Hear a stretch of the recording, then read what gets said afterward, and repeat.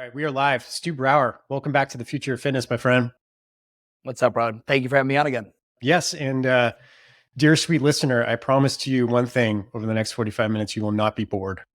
Stu is one of the more entertaining content creators our industry has to offer, and makes me laugh about every 10 minutes when I'm with him. So it's always fun to have you on, Stu. And you got a lot boiling, dude. A lot of cool stuff going. You're just telling me all about Gym Real Estate Company, the segmentation process, and what you're learning through that, and the value you're offering. And you've been offering value to, as you call, micro gym owners for what, man, a decade or more now? Like, how long have you been at this? I think I hit the record button and the upload button on the same day in 2014 going into 2015. That's a big thing though for everyone listening that makes content. Yeah. A lot of times we hit that record button and man, it takes a lot of balls then to hit the upload button. You're like, shit, what is everyone going to say? So I hit them both in the same day, early or late 2014, 2015. And then that was all the business consulting, which we still do, but my own trajectory using my gym to allow me to purchase commercial real estate. And that commercial real estate gave me the opportunity to quote unquote retire from gym ownership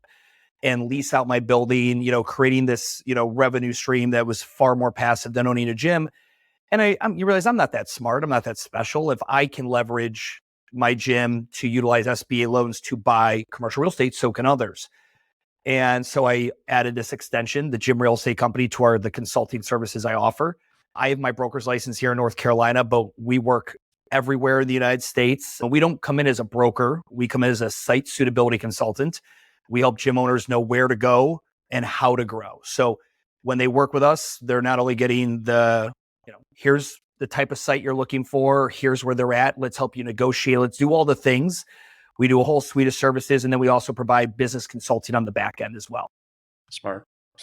I'm going to ask this question, kind of identify it, because I want to get your take on like the last year and kind of the headwinds that people are talking about with like this sector of the industry. But you primarily work with like CrossFit style gyms, small like boutique franchise. Like who are your core clientele?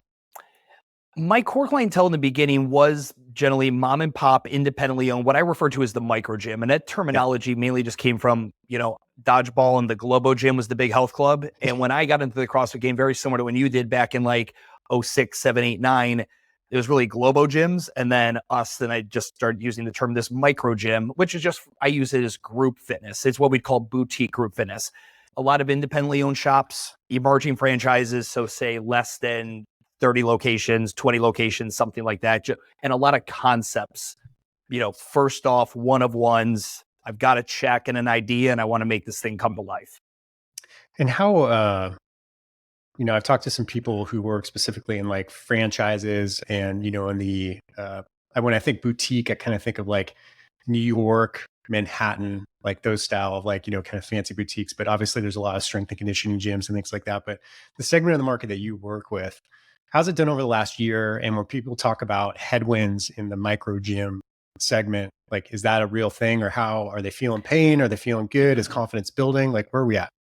Yeah. COVID, I think, cleaned out that bottom 20% of the pool that was hanging on anyway. And just a few, a couple rough months. And there was a great excuse to also fold. I think a lot of small business owners hang on longer than they actually logically should, or more than their spouse would want them to, out of ego, right? I don't want to be a failure. And I think COVID gave a lot of people the opportunity to just bow out gracefully.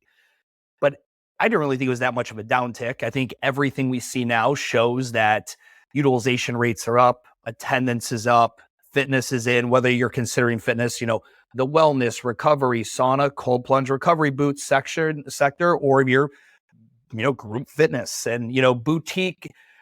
The boutique thing, I think, mainly popped like when Orange Theory hit the retail space and we started seeing really nice retail locations become the status quo for fitness, versus like in the CrossFit day, everyone doesn't really realize, and a lot of my interest in commercial real estate, the reason CrossFit gyms exploded was right after the crash of 2008. Yeah. And industrial warehouses are what we call flex space, little office up front, warehouse in the back. Most of those business models were completely underwater and really screwed. So landlords, they never anticipated of when they built that building, that flex space warehouse, they never thought in their wildest dreams some crazy dude with tattoos would want to come rent his space with no heat, no air conditioning, hang ropes from it, and do these crazy fucking workouts. Never, but beggars can't be choosers. And in the post of the 2008 crash, they're like, sure, dude, here, I'll give you 6 months, a year free if you sign a 5-year term. And that's really the birth of this industrial thing. Greg Glassman, the founder of CrossFit, always advocated for cheaper rent, which was industrial.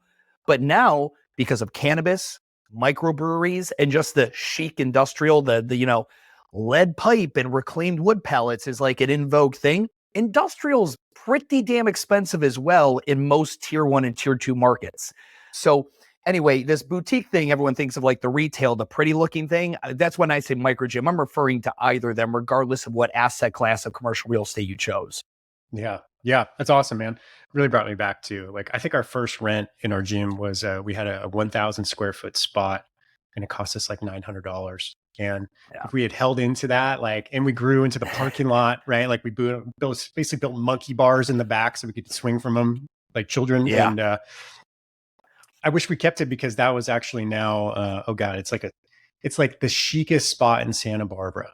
Like it's where all the wineries are now. Oh, the Funk Zone. It's called the Funk Zone. It was called the Funk Zone back then for a reason. Like we would do our 400-meter run and there would be, there was literally a strip club, a fish dryery, like an indoor spa, right?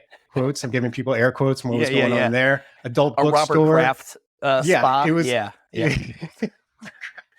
Yes. So anyway, I digress. So let's talk about gym real estate because I think it's really interesting. And I was thinking about this before we started talking is like, I think as you build sophistication in the business owner or the gym owner, you start to pay more and more attention to the power of real estate and how critical it is to not even one location, but scaling many. And I mean, if people are fitness enthusiasts or maybe are trainers, they get into gym ownership, they're probably just gonna be like, that's a cool location. I'll take it.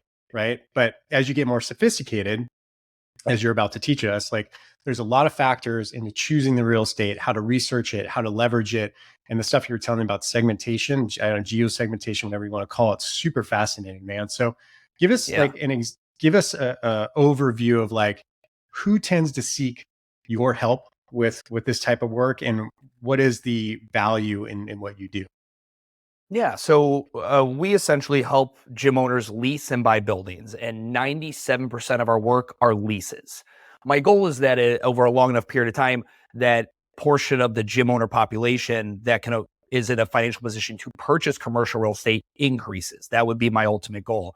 I realize the benefit of it, and so that's our ultimate goal. But mainly, we're dealing with leases at the current time. Now, when we go ahead and we think of the small business owner and they're selecting a new commercial real estate location, it could be location 11, location 1, doesn't matter. We generally think of this, and anyone listening who is a small business owner can probably relate if you're brick and mortar. You're like, okay, I know what I can afford. I know which type of asset class I want, industrial, office, retail. And, area, I think over here is going to be good because there's a Whole Foods around the corner and rich people love Whole Foods. So if I set up shop there, I'm fucking set. And that's kind of like the poor man's way of doing it. That's how I did it in the beginning. And that's how a lot of people oh, Stu, I heard there's going to be apartments over here. So, I mean, once those get built, I'm pretty much a trillionaire. Like I'm going to be set. And we have this and there's no other word for it. There's this very ignorant viewpoint on commercial real estate, how long areas take to develop and where you should go. And then I got to meet and see through the back end of our mutual friend, Brandon Cullen, who has been a great mentor in this and showing me at the franchise level. Here's what site selection looks like. I've gotten to talk with Orange Theory, multi-unit franchisees, what unit selection looks like when they're picking a location, and it looked nothing like what us small business owners were doing.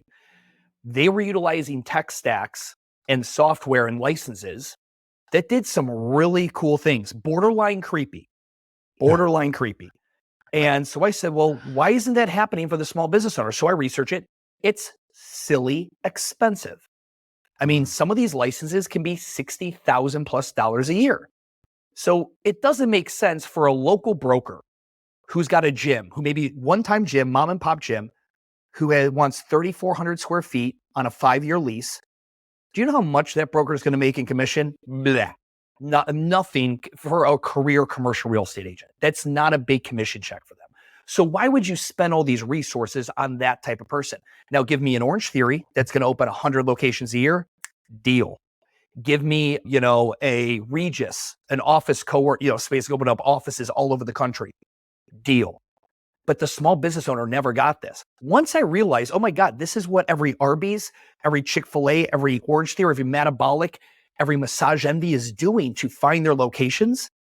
I was like, oh, how do I bring this to the small business owner? So I spent 18 months testing out different licensed products, spending a lot of money finding the ones I liked, that didn't like, landed on a tech stack that works. And now we're able to offer some of these services to the small business owner who would not otherwise probably be provided the opportunities. Even if they went direct to any of these companies, they would say, no, you're not large enough. So now hopefully we kind of democratize that a little bit. Yeah. Awesome, man. Well, let's just say hypothetically, I was able to talk my wife into the idea of me opening another gym, right? Sure. Not going to happen anytime soon. But if I was, and I was like, all right, well, I'm going to start with my concept. And then after that, once I can get my concept down, I'm going to talk to Stu. So what's that process? Like, how does that work? Kind of bring me through start to finish. Yeah, we just hop on a discovery call and I get to get a better idea as to what you're looking for in a real estate project. Okay. And the nice thing about a broker, if anyone's used a local broker, you don't pay them anything. The landlord or the seller, if you're buying real estate, is going to commission your broker. We work in the exact same capacity. Our clients don't have to pay. You want to talk about a great marketing hitch? I get to do all this entire suite of services for you, Mr. Gym Owner, and you don't have to pay me. The landlord or the seller will. And so it's really nice. But I also had to do more than a local broker. For legal reasons, I cannot perform brokerage services in states I don't have a broker's license. So we've created a complete suite of services that is beyond anything a broker could offer.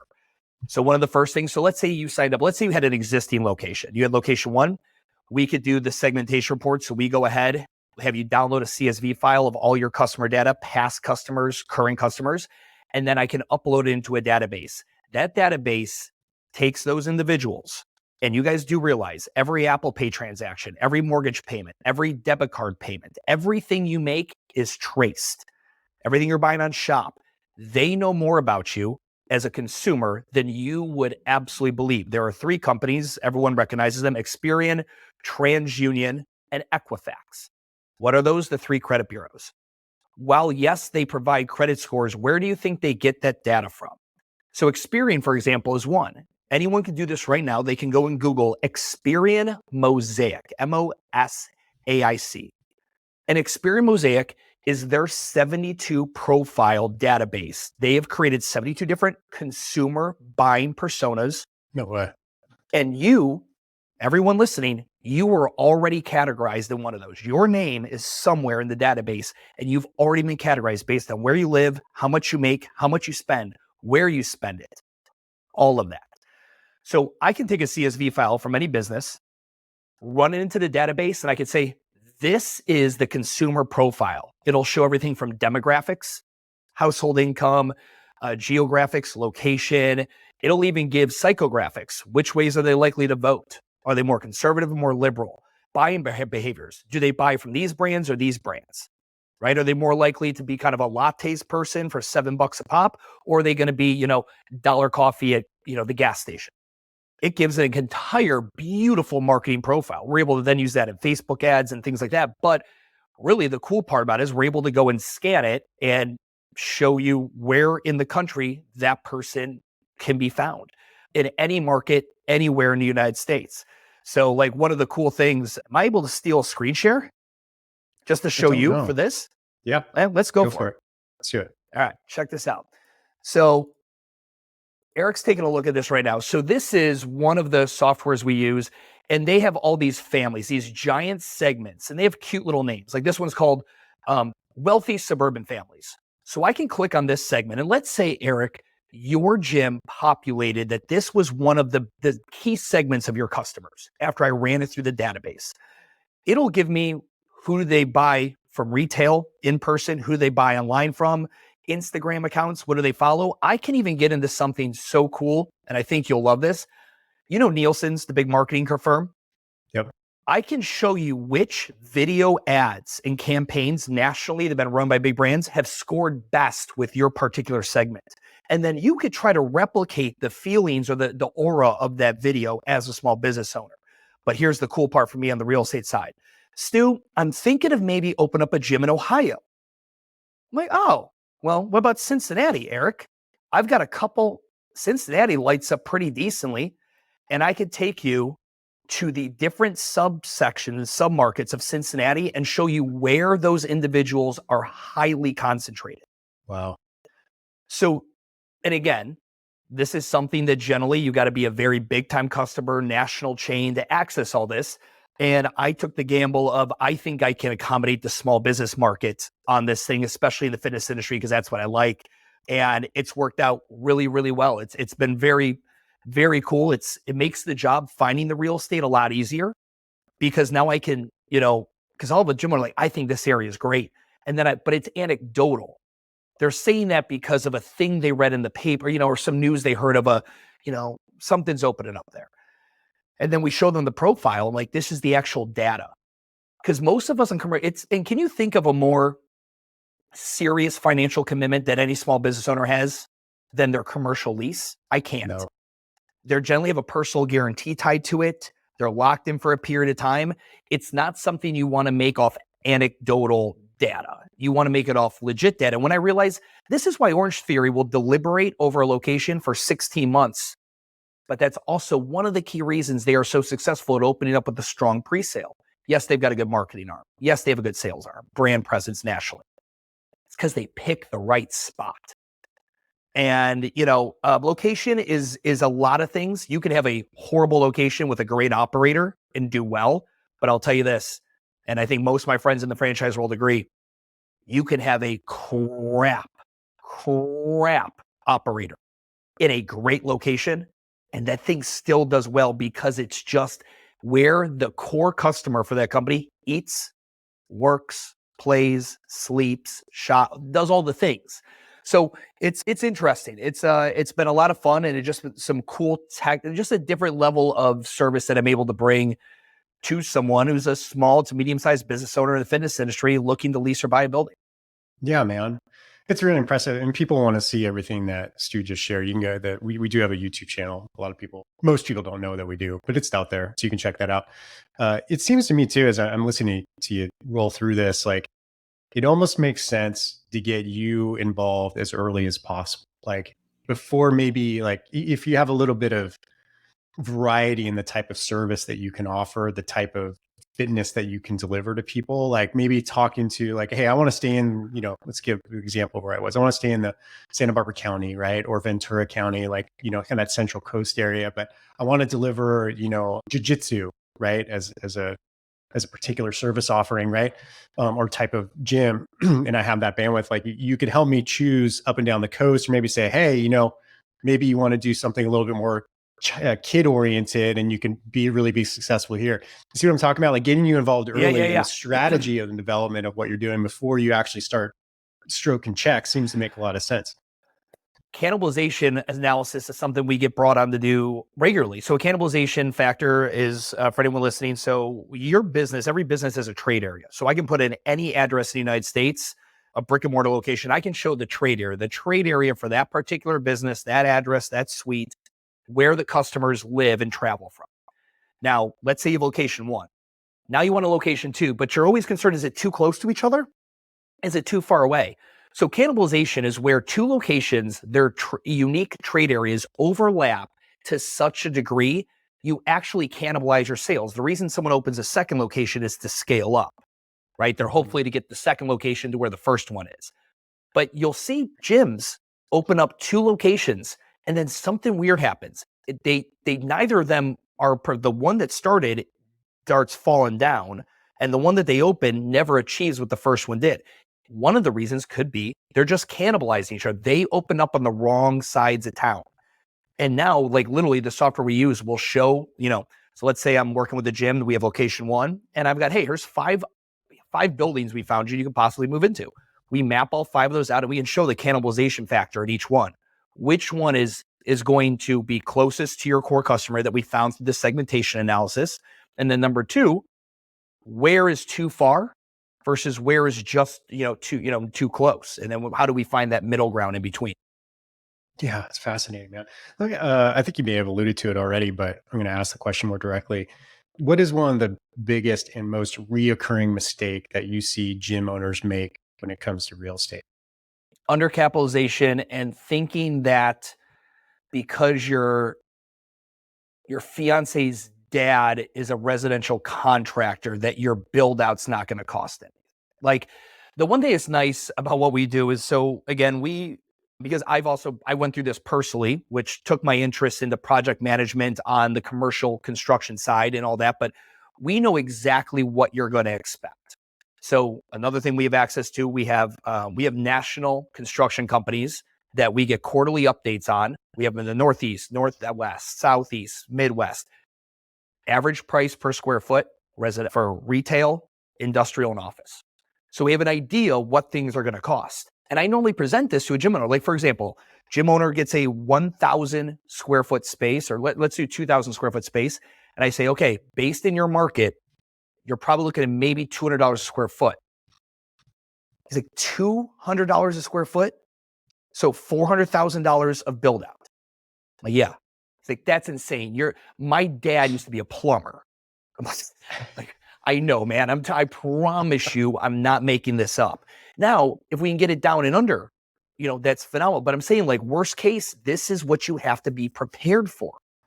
And I've had people come to me where it's too little, too late. I mean, I didn't start their project, but they reach out for consulting. And the problem is we are over budget on our construction. We were told by the whatever is going to be 135. It's now 165. And we don't know where we're going to come up with the extra money. It's like, that is probably one of the biggest spots, is thinking that things are going to turn out ideally. I always, whatever that saying is, plan for the worst, hope for the best. So for anyone listening, I generally budget at least 30% over budget. Whatever a construction company tells you, plan for 30% more. Okay. And it's not necessarily because they do a bad job, and it's not necessarily that you made too many changes, though sometimes it is. It's just, unfortunately, the way things happen. The city comes in and gets involved. You didn't pass this inspection. You've got to do this, blah, blah, blah. And then with timelines, it generally looks to be like 30% over as well. Someone tells you it was going to be, a 9-month build out. I would say it's probably going to be closer to a year. That's you're not the first one to say that on this podcast. Is undercapitalization, especially not just in the single location, but people are trying to franchise, right? Go to 3 to 4 corporately owned locations up to the franchise model. Many stories, firsthand, of people just ran out of cash. Like like Rick Mayo was on this podcast. We talked about. He's like, hey, if you're going to franchise, you need $5 million. Yeah, minimum. I was like, okay, and there you go. And Rick has done a phenomenal job with those alloys. I mean, they're in about 1,600 square feet. So one of the other things we do is we'll do OPCAP analysis. OPCAP is just operational capacity for everyone listening. It's a term I stole from a lot of university studies, actually, that were done on prison systems. They were trying to figure out how many prisoners they could fit into a certain prison without people killing each other and all this other stuff. Is that study of the efficiency or inefficiency of square footage. I just took that and I applied it to the group fitness model with CrossFit, especially. CrossFit's one of the worst operational capacity models out there because the equipment and 7-foot barbells, and it's just not very organized. But with OPCAP, we do an analysis. So all the people I need 5,000 square feet, and we will analyze their current floor layout and customers and all that. And I'll show them through math, no, you actually could do 3,500 square feet, which gets you a nicer location. You could spend more on your build out if you want, or save the cash, but you don't need 5,000. Most gym owners, especially mom and pops, think they need more space than they do, or they want like things they don't need. I would like an area, Stu, that has couches for members to sit at afterwards and just recover and hang out, and just like, just an area for them to socialize and really, just become a part of the community. And I'm like, if you have the money, great, but that extra 500 square feet could cost you an extra $250,000 over a 10-year lease. So yeah, I don't think so. If we really weigh the pros and cons here, because we have RSF, rentable square footage in commercial real estate, it's one of the things we look at. But in the OPCAP analysis that we'll do, we have sellable square footage, right? Or revenue square footage. And that the lounge where people hang out and wear Normatec boots that you have to clean up every single time and less than 10% of the gym uses it isn't generating you any revenue. So it's just stuff like that. It's just helping people. And we don't know what we don't know. Think of every aspect of small business ownership that the average small business owner, myself included, doesn't know or didn't know. Times that by 10 on the commercial real estate side. And it's just crazy because it's one of the biggest and most expensive decisions we have as a small business owner who's going to do brick and mortar. Yeah. It's everyone follows their dream, right? Follows their passion. I think you and I have talked about our total disdain for following passion. Sure. Because it's pointless without profit. So it only gets you so far, but it can be a very motivating thing, but yet very intoxicating, and to the point where you can make some strong mistakes. So it gets you off the couch and motivated to follow your dream. But then again, you have to be grounded in reality. And I feel like what you're doing here is an excellent job of grounding people in the reality of their choices. I look at it as on the passion thing, this ties in, but passion is fleeting. Passion is a spike of emotion, right? Like when you're in love, with somebody in that first 6 months, you might still love somebody, but like you're not first 6 months in love with them. Maybe if you are, congrats. I think it's incredible. But like it's facts and feelings. And I always start this off with the call because I can come off a little brash sometimes. So I'm like, hey, today we're going to separate everything we talk about into facts and feelings. And there are things people will say like, yeah, but if I just had more space, I could sell more. That's a feeling. That is speculative. Like you are making a statement that is not rooted in fact. You are assuming. The fact is you have the square footage you have now and you have not hit your sales goals in 6 months. That's a fact. So when you start separating it, it kind of, it bonks the ego of the business owner for a second. But most of them stop by like, yeah, I needed that. I needed someone to kind of hold the mirror in front of me and make me see that bullshit and what I'm saying. Because when someone says it back to you, you can hear oh my God. Because even as they say it to me and I say it back to them, they know exactly what's coming next. So like, yeah, that did sound a little aspirational. That sounded a little high level. They already know where I'm going with it. But that's what we need. I need that. I've got mentors and advisors in different spaces that I need to do that with me as well. Yeah, I think if I look at one mistake over my operator days is when we went from 3,000 square feet to 5. So we took over the location next door, and we weren't, running about 200 members in a CrossFit class. It was good size, but we still even weren't at operational capacity, right? But I'm like, you know what? I'm going to take this over. I'm going to create this beautiful personal training studio and maybe take the OPEX model, and I'm going to will this into what I want, and I'm just going to put pressure on me to sell it.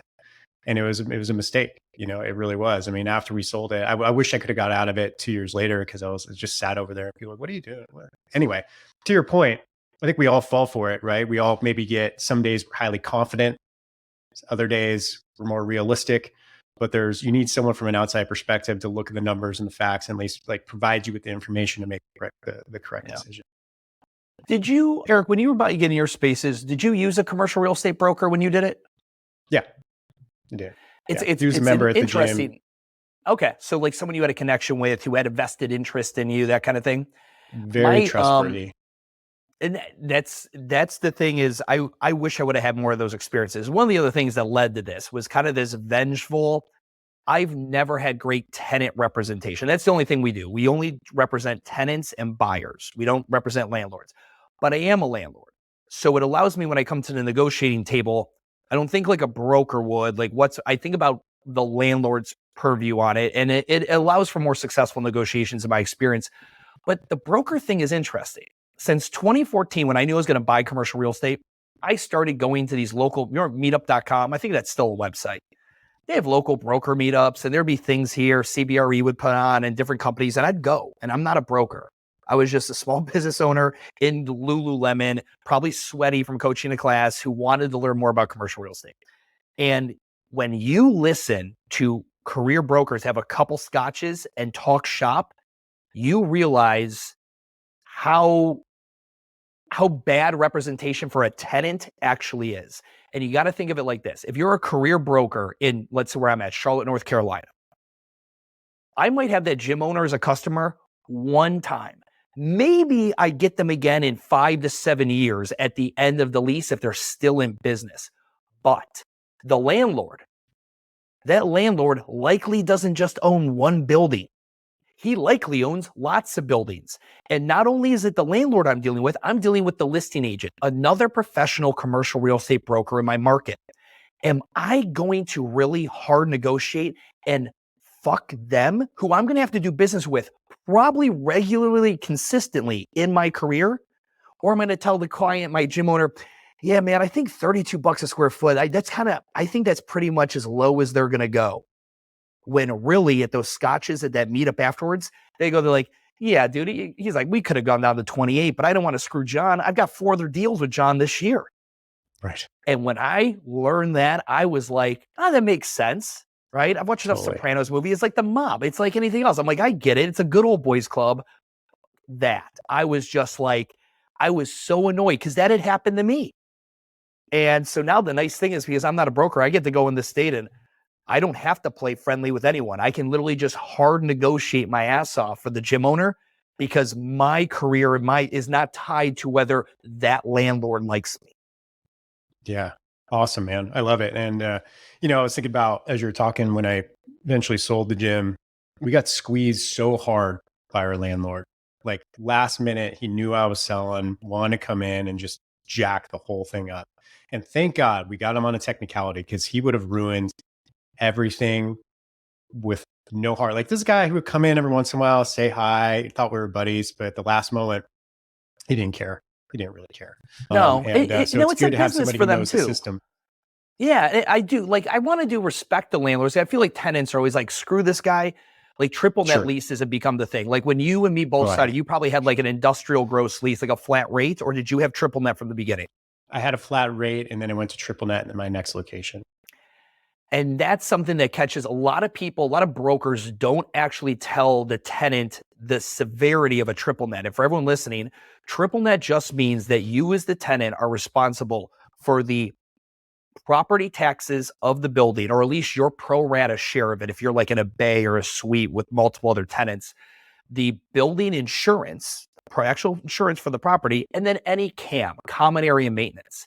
And as those things go up, so does your rent. So even though the broker might have negotiated a really good base rental rate for your X amount of square feet, the triple net is an estimate. So for anyone listening to this, a great tactic. If you are in a triple net lease and your landlord has not provided you upon the closing of every year a triple net audit or reconciliation, as we call it a rec in the industry, that just shows, here's my receipts, here's what my property taxes were, here's what my insurance was, here's what I spent on the snow removal and the bushes and the landscaping.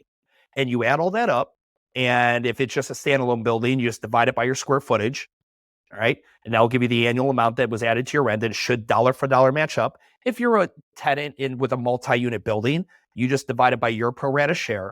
But if you have not been getting that, I had a client come, we found out, there's nothing I could do about it. A lawyer has to do it at this point. We found out that landlord had been overcharging him on triple net. I mean, we're talking to the tunes of 5 figures every year. It's insane. But nobody, I didn't know, I would have never known to ask that question until I got into this. So yeah, guys, anyone listening, make sure at the end of the year, you ask for your operating expenses or a triple net reconciliation, and do not let them, oh yeah, I'll get it to you. Get that. Because I had to pay back my thing. Yeah. It's a really big deal, and it caught me way off guard. I just didn't understand. I was like, okay, so it's all going to average out to about this amount. Yeah, about. And then came, they needed a new roof, right? And I'm like, wow. And that number came down. That's when I was like, I went around to all of the other tenants in the area. I'm like, did you guys get a massive bill? Like, yeah. I'm like, WTF? Like, what the fuck are we going to do about this?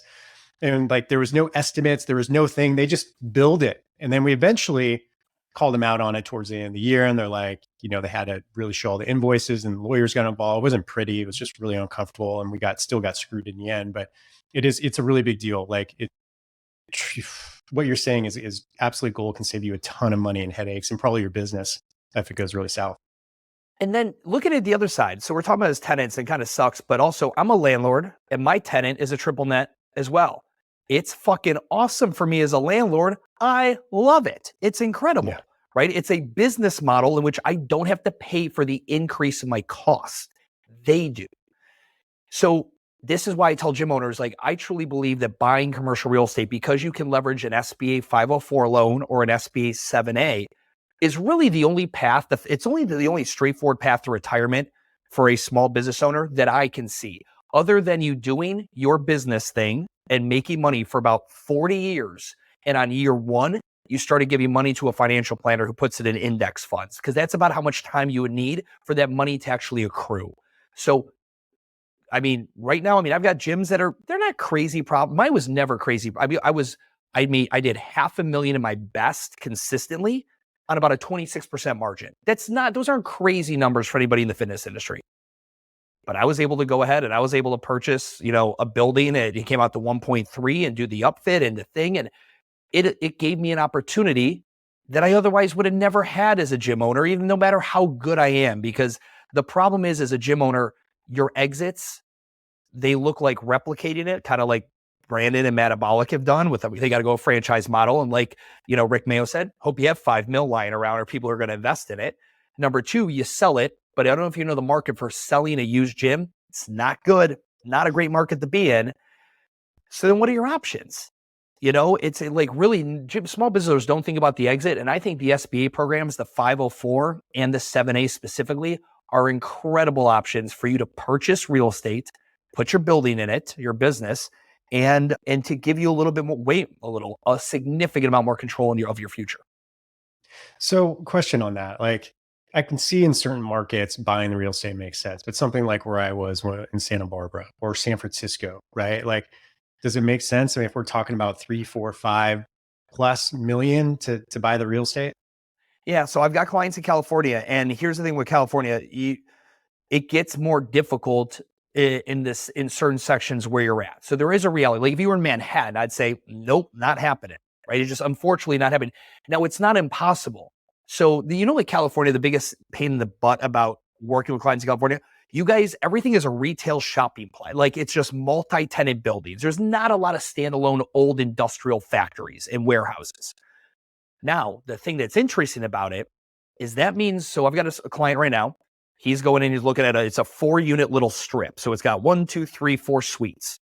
He's going to take down 2 of them because the SBA requires you to occupy 50% of the space. The other 2 still have tenants in it. They already cash flow. His revenue in 2 of them, plus the cash flow of the other 2, will be more than enough for what we call DSCR, debt service coverage ratio. And most banks and SBA want to see around a 1.25, meaning for every $100,000 you borrow, you can generate $125,000 or 1.25 that amount.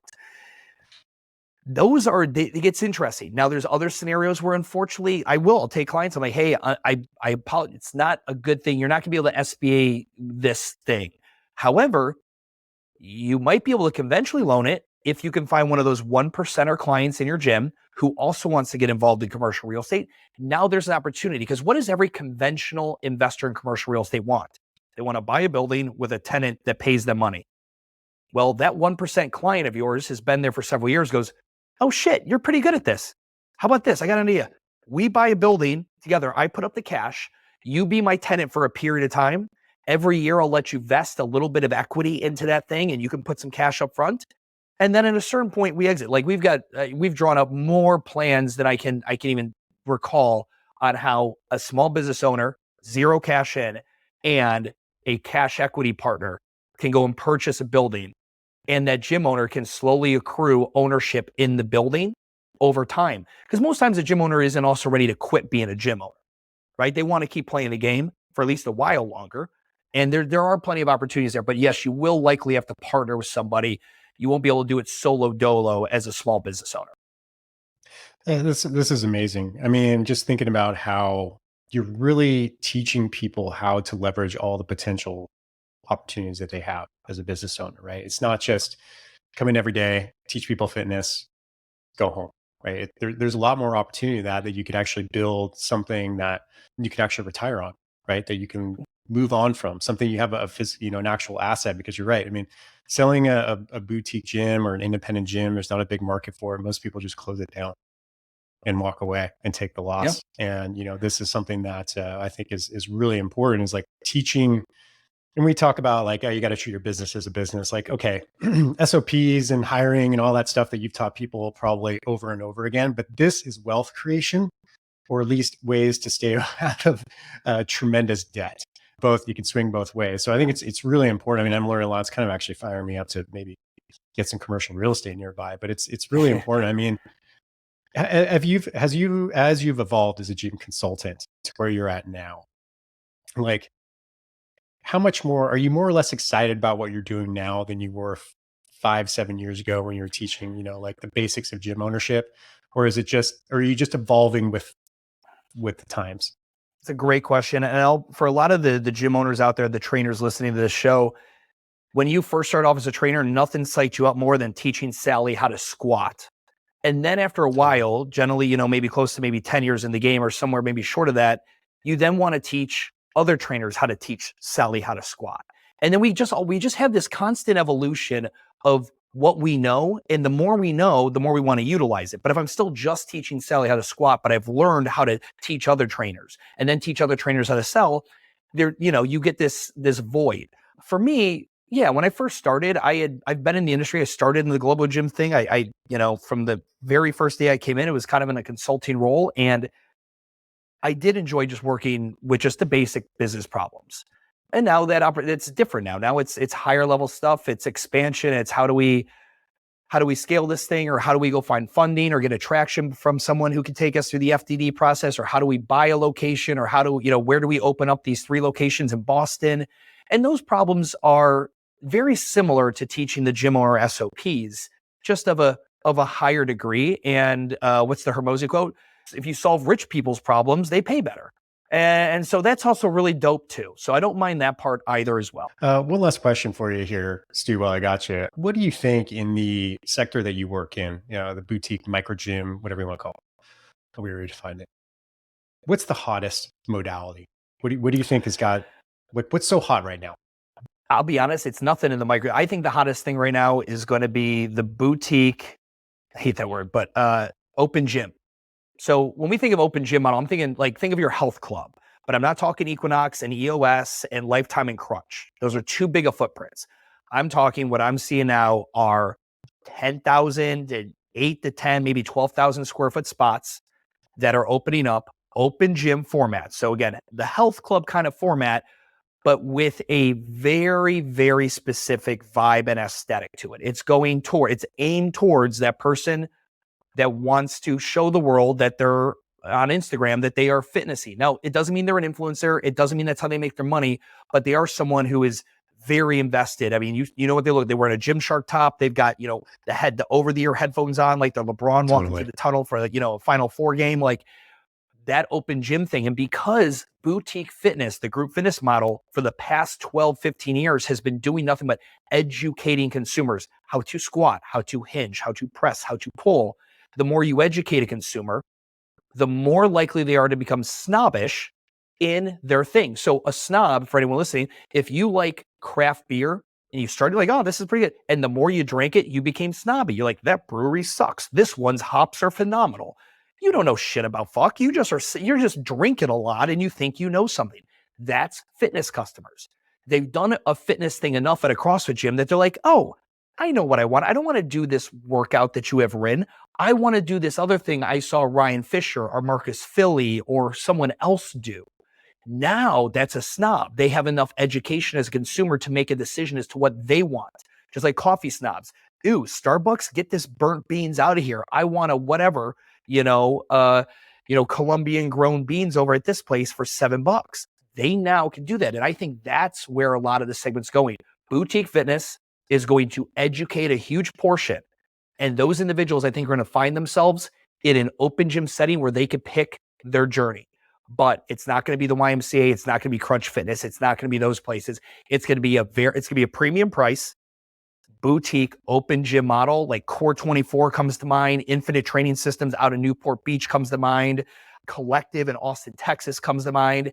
Really, really impressive things. But that's honestly the thing that's far more exciting. Not that there's anything wrong with group fitness or it's going anywhere, but I don't think anyone can deny, even my franchise and franchisor friends, that we've been educating people for a very long time in all these gyms. And if you did Metabolic for 2 years, CrossFit for 3 years, and Orange Theory for a year, you know some shit on how to work out. You really only still go to the studio if you really, really love the people there.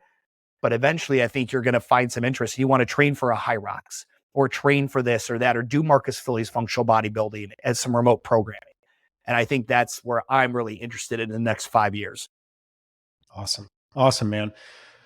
Well, Stu, dude, you came in here really unloaded value. I was really, I learned a lot. You know, I talked to a lot of people. I think I know a little bit about some things within the industry where I just learned quite a bit about real estate that I had no fucking idea. So kudos to you.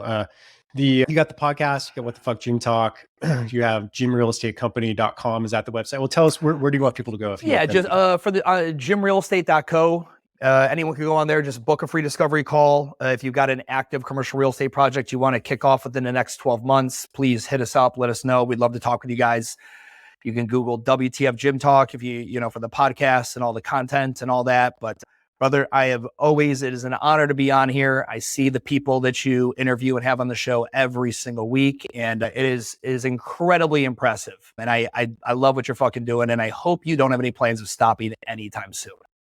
No, you'll have to drag me away. So I appreciate it, Stu. I really appreciate it, man. And hopefully we'll see each other in person soon. And yeah, this is awesome as always. Ladies and gentlemen, Stu Brauer.